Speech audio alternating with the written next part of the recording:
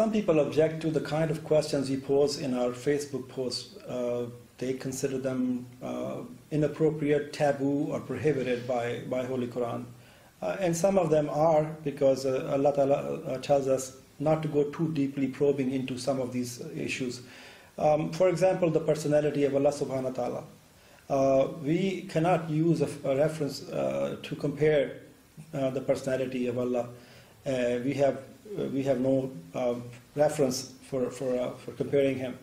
A personality that's in touch with 7.5 billion people at the same time, who's omnipotent, omnipresent, and he can solve our problems. He's the ilah that we worship. That is something that is, there's no comparison for a personality like that. So understanding God for us is easier if we try to understand him through his attributes and some of his characteristics which are unique. God is an entity that is in touch with 7.5 billion people at the same time, and he's omnipotent, omnipresent. Due to the limitations, because we are not cognitively developed enough to understand the concept of God, and many other concepts that are mentioned in the Quran. Quran uses the term mutashabihat. So we have a basis of comparison as to we can understand. So when Quran refers to a fruit in the Jannah, it basically is not exactly that fruit. It's something like that. So when Quran mentions other entities in Jannah, it's not the same thing. It's something similar to that, because Quran wants us to understand the reference points.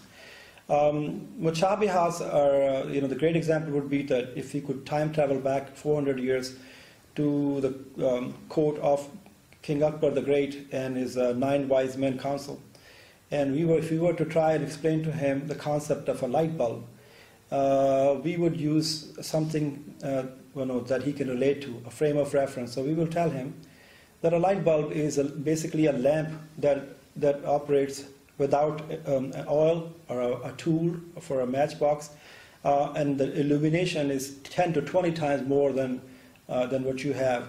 But if he were to ask us, how does that work? How does electricity work? How does a light bulb work? We will not be able to explain to him, because he will not understand electricity.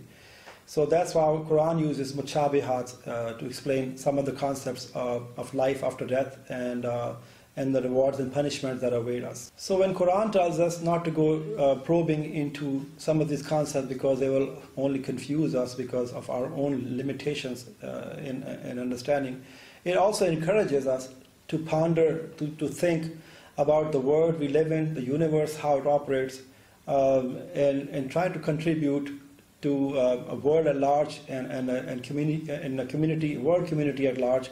Whatever research we do, any results we have, we should share it with the rest of the world so they can benefit from our research. And eventually science will catch up with the concepts that Allah Ta'ala explains in the Holy Quran.